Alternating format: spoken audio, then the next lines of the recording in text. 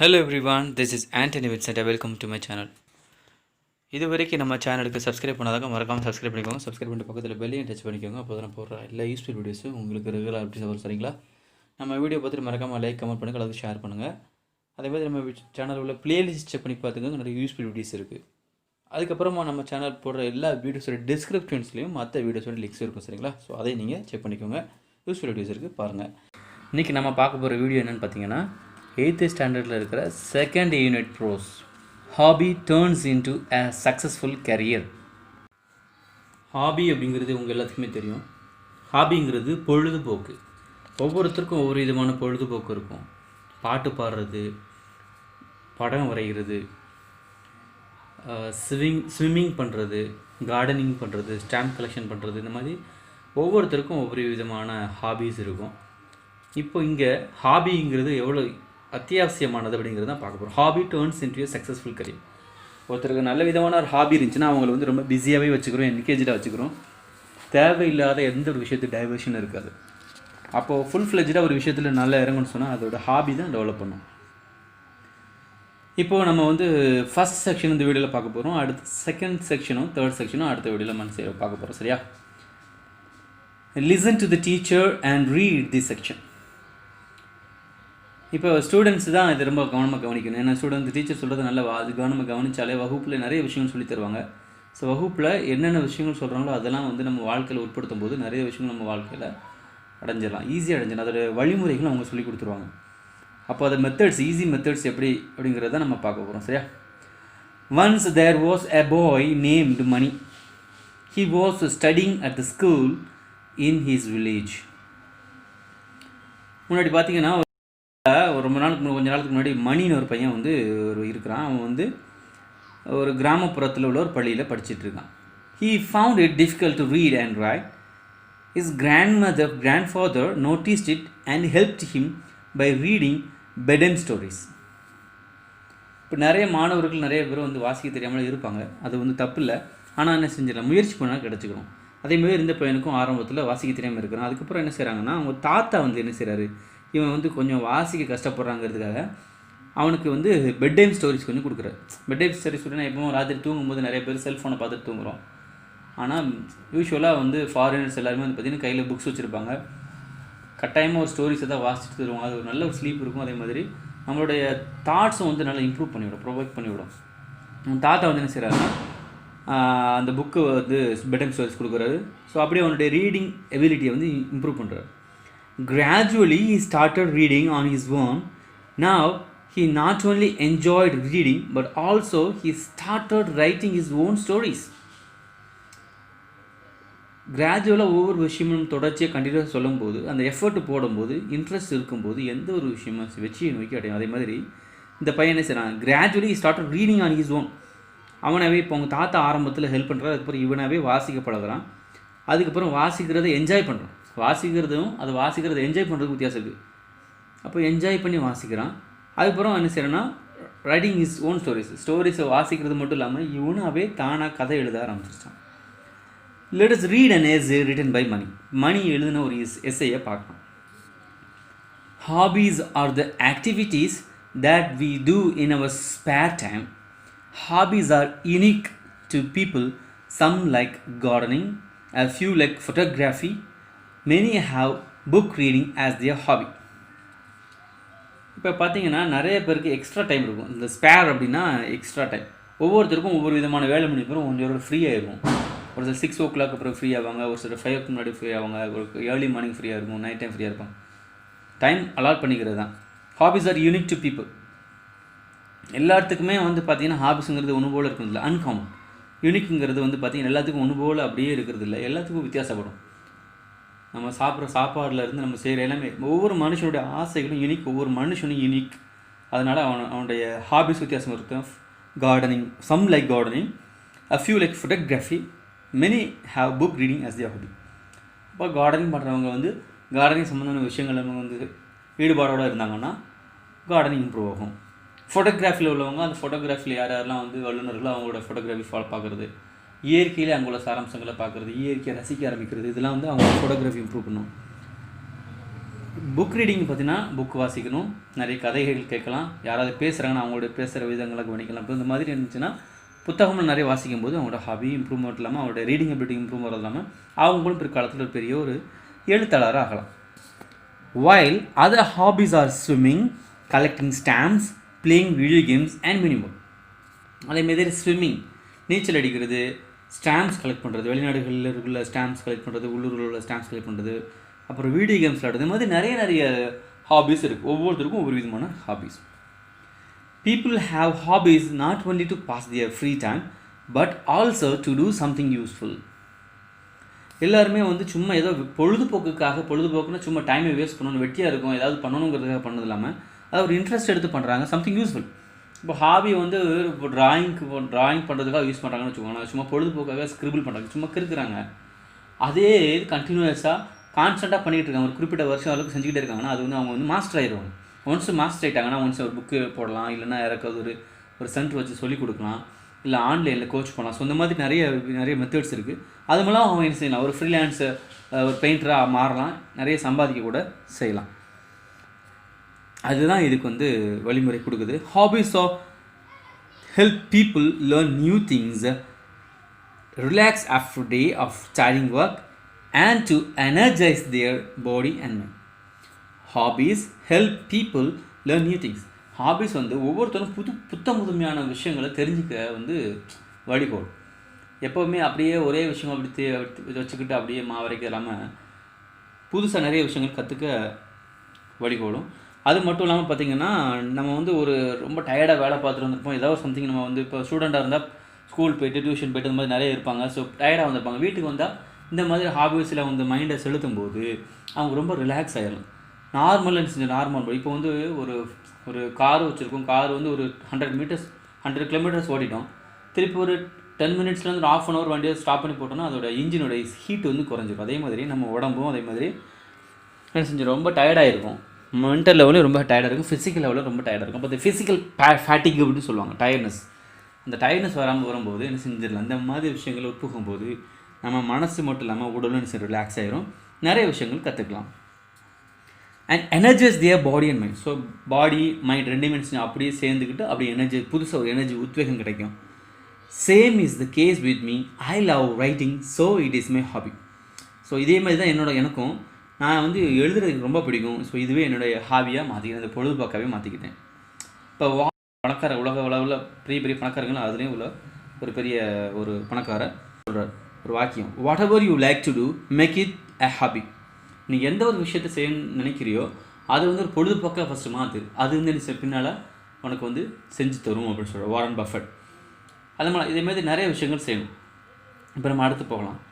Writing is a unique hobby because most people don't want to exhaust themselves in their spare time.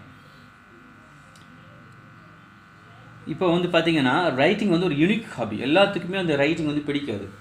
இது வந்து unique hobby, ஒரு சில பேர் தான் பிடிக்கும். அது எப்போல்லாம் ஃப்ரீ டைம், இப்போ வந்து படிக்கவா, இப்போ உட்காந்து எழுதவா, ஸோ அந்த மாதிரி ஒரு சோம்பேறித்தனம் வரும். ஸோ அந்த மாதிரி ஒரு எண்ணங்கள் இருக்கும். ஆனால் நிறைய பேர் அதை விரும்பி படிப்பாங்க. அது ஒரு வேறு ஒரு உலகம்.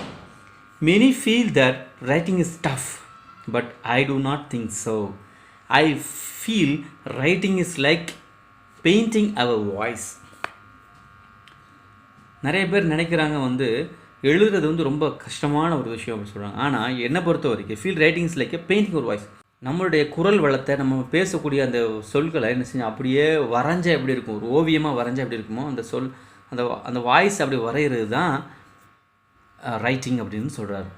When I get free time, I pick a pen and a notebook and start painting my ideas in words. எப்போல்லாம் நான் ஃப்ரீ டைம் கிடைக்குதோ அப்போல்லாம் ஒரு பேனா பேப்பர் எடுத்து எனக்கு என்னென்னலாம் எழுதோ அதை ஒரு ஓவியம் மாதிரி வரைய ஆரம்பிச்சிருவேன் வார்த்தைகளால் அப்படி சொல்கிறேன். I write stories, poems and sometimes about my feelings. Stories மட்டும் இல்லாமல் நான் போயம்ஸ் எழுதுவேன். அதே மாதிரி என்ன பார்த்தீங்கன்னா எனக்கு என்னென்னலாம் தோணுதோ அதெல்லாம் எழுதுவேன். என்னோடய ஃபீலிங்ஸு என்னென்னலாம் இருக்கோ அதான் என்ன செய்வேன் எழுதுவேன். அந்த சமயத்தில் என்ன தோணுதோ அதெல்லாம் எழுதுவேன். My mind relaxes when I pour my thoughts as words, so writing energizes me. அப்போ பார்த்தீங்கன்னா நான் எப்போலாம் எழுதுறேனோ அப்போலாம் என்னுடைய மைண்டு வந்து ரிலாக்ஸ் ஆகுது. அப்போ என்னோடய வார்த்தைகள்லாம் வந்து என்ன அருவியாக கொட்டுது. ஸோ அந்த மாதிரி எப்போ நம்ம ஒரு விஷயத்தில் அப்படியே ஒன்றித்து இருக்கும்போது அந்த விஷயத்தில் பற்றி நம்ம நிறைய சிந்தனைகள், கருத்துக்கள் அங்கங்கே நம்ம எதெல்லாம் பரிமாறிக்கிட்டோமோ, எங்கெங்கெல்லாம் நம்ம போய்ட்டு ஒரு சில விஷயங்கள் வாங்கியிருப்போம் காதுபட. ஸோ அந்த விஷயங்கள் அங்கே என்ன ஊற்றா வரும். இது வந்து என்ன எனர்ஜைஸ் பண்ணுது, ஒரு எனர்ஜி கொடுக்குது. when I write things, my imagination is at its best. I imagine a world with magic and magicians where I can fly and birds can talk. என்னுடைய உலகம் வேறங்க. எப்படின்னு பார்த்தீங்கன்னா, எப்போ நான் எழுதுறனோ அப்போது என்னோடய சிந்தனை கற்பனை உலகம் வந்து ரொம்ப பெஸ்ட்டாக இருக்குது. என்னுடைய சிந்தனை உலகம் வந்து பார்த்திங்கன்னா அதில் ஒரு மேஜிக் இருக்குது. மெஜிஷியன் யார் ஒரு மேஜிக் பண்ணுவாங்களோ அந்த மெஜிஷியன் சொல்லுவோம். நான் வந்து பறக்கிறேன், அங்கே உள்ள பறவைகள்லாம் என்கிட்ட பேசுது. ஸோ இந்த மாதிரியான ஒரு கற்பனை உலகத்தோடு என்ன செய்யலாம் இருந்தால் தான் நம்ம என்ன செய்யலாம், வித்தியாசமாக எழுதலாம். Writing helps me completely immerse my self into that world. Sometimes I sit with the small children and entertain them with them these stories. Writing பார்த்தீங்கன்னா ஒரு விஷயத்தில் அப்படி முழுசாக மூழ்கி போகிறது. இமர்ஸ் அப்படின்னா அப்படி முழுசாக மூழ்கி போகிறது, அதுக்கு வேறு ஒரு உலகத்தில் அப்படி மூழ்கி போகிறது. அப்புறம் பார்த்திங்கன்னா குழந்தைங்களோட அப்படின்னு உட்காந்து அவங்களோட பேசுகிறது, அவங்க பாடுறது, நடனம் ஆடுறது, என்னென்னலாம் செய்கிறாங்களோ அவங்களோட கதை சொல்கிறது, அவங்களோட நேரம் செலவழிக்கிறது, இதெல்லாம் வந்து புதுசாக அவங்களுக்கு வந்து புத்துணர்ச்சி தர்ற மாதிரி இருக்கும். The happiness of their faces makes me to write more and better. குழந்தைங்களோட நேரம் செலவழிக்கும் போது, அவங்களோட கதைகள் சொல்லும்போது, அவங்க சொல்கிற கதைகளை கேட்கும்போது புத்தமுதமான முகங்கள் உங்களுக்கு தெரியும். அவங்களுடைய மகிழ்ச்சியான முகங்கள் வந்து பார்த்திங்கன்னா உங்களே ஒரு மனிதராக மாற்றும். நீங்கள் யோசிக்கிறதுக்கு நிறைய விஷயங்கள் உங்களுக்கு கிடைக்கும். Although writing is just a hobby for me, yet it is very beneficial. எழுதுறது வந்து ஒரு ஹாபி இருந்தாலும் கூட அது வந்து நிறைய விஷயங்கள் நமக்கு ரொம்ப பயனுள்ளதாக இருக்கும். பெனிஃபிஷியலாக பயனுள்ளது. It opens my mind to think beyond the little things with a broader mind. என்னுடைய பார்த்தீங்கன்னா மைண்டை வந்து அப்படின்னு ஓப்பனாக வச்சுக்கிறது. என்னோட அது ஒரு நேரோ மைண்டட் இல்லாமல் ப்ராட் மைண்டடாக திங்க் பண்ணுறேன். இதனாலுமே ஓப்பன் மைண்டடாக திங்க் பண்ண வேண்டியிருக்கு. அது இல்லாமல் சின்ன விஷயங்களை நான் கவனம் செலுத்துகிற அளவுக்கு எனக்கு இருக்குது. It makes me more passionate about my life. ரொம்ப இன்டென்ஸ்டாக என்னோடய லைஃப்பை பற்றி திங்க் பண்ணுறதுக்கு இந்த ரைட்டிங்கும் ரீடிங் எல்லாமே ரொம்ப ஹெல்ப்ஃபுல்லாக இருக்குது. இப்போது ரைட்டிங்கிறது என்னை வந்து என் லைஃப்பை வந்து வேறு விதமாக மாற்றுது. It makes me learn new things and enjoy every moment of life. இந்த ரைட்டிங் வந்து எனக்கு நிறைய விஷயங்களை கற்றுக்கொள்கிறதுக்கு உதவி பண்ணுது. அது மட்டும் இல்லாமல் என்னுடைய லைஃப்பில் சின்ன விஷயங்களை என்ஜாய் பண்ணுறதுக்கு, அதேமாதிரி ஒவ்வொரு மொமெண்ட்டும் ஒவ்வொரு செகண்டும் நான் என்ஜாய் பண்ணுற அளவுக்கு என்னை மாற்றுது. இப்போ மார்க் ட்வைன் அப்படிங்கிற ரைட்டர் வந்து என்ன சொல்கிறாருன்னா, writing is easy, all you have to do is cross out the wrong words. எல்லாராலையும் எழுத முடியும். அப்போ எல்லோரும் எழுத முடியும்னா ஏன் ஒரு சிலரால் அந்த பெரிய அளவுக்கு ஜெயிக்க முடியலன்னா, எல்லாராலையும் பெரிய எழுத்தாளர் இருக்க முடியாது. காரணம் எல்லாருமே வளவளன்னு எழுதக்கூடாது.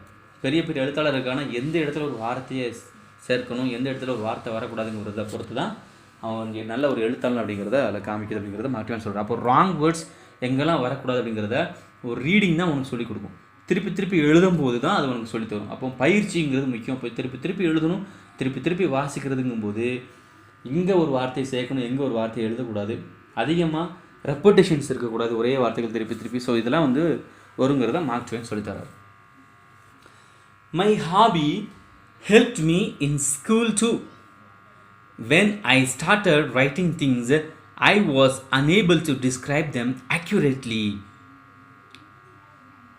இப்போ எனக்கு வந்து இந்த ஹாபி ஸ்கூல் டைமில் ரொம்ப ஹெல்ப் பண்ணிச்சு. என்னென்னு பார்த்தீங்கன்னா, நான் வந்து ஸ்கூல் படிக்கும்போது எப்போலாம் நான் எழுத ஆரம்பிச்சேனோ அப்போ வந்து பார்த்தீங்கன்னா என்னால் ஒரு பொருளை பற்றியோ ஒரு விஷயத்தை பற்றியோ அக்யூரேட்டாக எக்ஸாக்டாக என்னால் எழுத முடியாது. With time, my experiences helped me think of new ideas and this made me a good writer. இப்போ கொஞ்ச நாள் கழித்து அதோடைய பயிற்சி எடுக்கும்போது, நிறைய புத்தகங்கள் வாசிக்கும்போது, திருப்பி எழுதி பழகும்போது நிறைய விஷயங்கள் எனக்கு தோணுது, நிறைய ஐடியாஸ் இப்போ கிடச்சிருச்சு. இப்போ வந்து என்னை வந்து ஒரு முழுமையான ஒரு எழுத்தாளனாக என்னை மாற்றிருச்சு. அப்போ பயிற்சிங்கிறது ரொம்ப முக்கியம் அப்படிங்கிறது சொல்கிறாரு. Now I look out for things which I was not able to see before. Hence I can describe things better in my stories. இப்போ வந்து பார்த்திங்கன்னா நான் வந்து ஒரு சில விஷயங்களை பார்க்குறேன், முன்னாடி எப்படிலாம் நம்ம பார்க்கலையோ அதை நான் இப்போ புதுசாக வேறு மாதிரி பார்க்குறேன். அதை வந்து என்னுடைய கதைகளில் நான் கொண்டு வரேன்.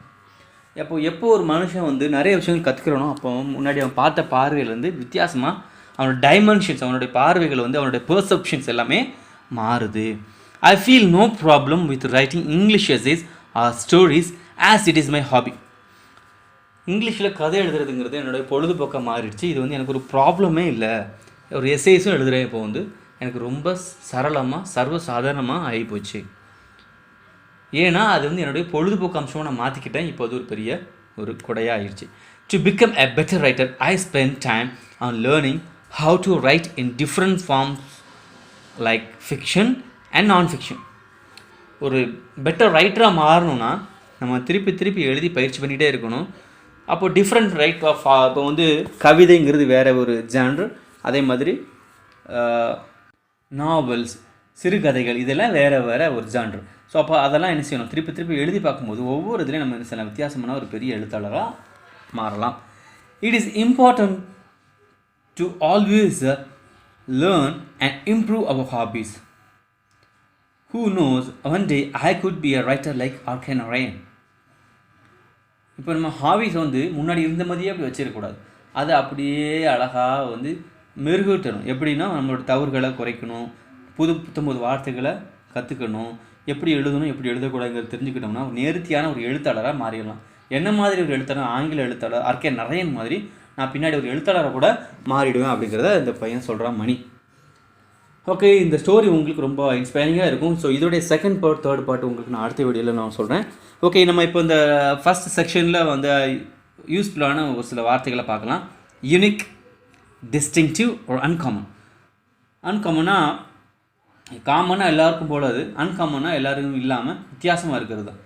இப்போ யூனிக்னா ஒவ்வொரு மனுஷனும் வந்து தமிழில் தனித்துவம்னு சொல்லுவோம். யூனிக் அப்படின்னு தனித்துவம், ஒவ்வொருத்தருக்கும் ஒரு தனித்துவம் இருக்கும். ஸோ அந்த தனித்துவம் தான் யூனிக். எக்ஸாஸ்ட், டயர்ட் ஆகிட்டேன், ரொம்ப சோர்ந்து போகிறது. எனர்ஜைஸ், கிவ் எனர்ஜி, ஒரு புது உத்வேகம்.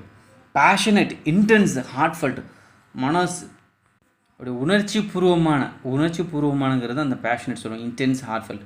அக்யூரேட்லி, எக்ஸாக்ட்லி, கரெக்டாக. ஃபிக்ஷன், இமேஜினேட்டிவ் ரைட்டிங், எல்லாமே வந்து கற்பனை சம்மந்தப்பட்ட மாதிரி ஃபிக்ஷன் இருக்கும். அடுத்து spare, extra time. Okay viewers, இந்த கதை உங்களுக்கு ரொம்ப பிடிச்சிருக்கும். மாணவர்கள் எல்லோரும் அதை கொஞ்சம் விரும்பி பார்ப்பாங்க. இப்போ இது வரைக்கும் நம்ம சேனல் சப்ஸ்கிரைப் பண்ணாதக்க மறக்காமல் நம்ம சேனல் சப்ஸ்கிரைப் பண்ணிக்கோங்க. சப்ஸ்கிரைப் பண்ண பக்கத்தில் பெல்லையும் டச் பண்ணிக்கோங்க. அதுக்கப்புறம் மறக்காமல் நம்ம வீடியோஸ் எல்லாத்துக்கும் ஷேர் பண்ணுங்கள், லைக் பண்ணுங்கள், கமெண்ட் பண்ணுங்கள். தேங்க்யூ ஸோ மச் ஃபார் வாட்சிங். கீப் வாட்சிங், keep supporting.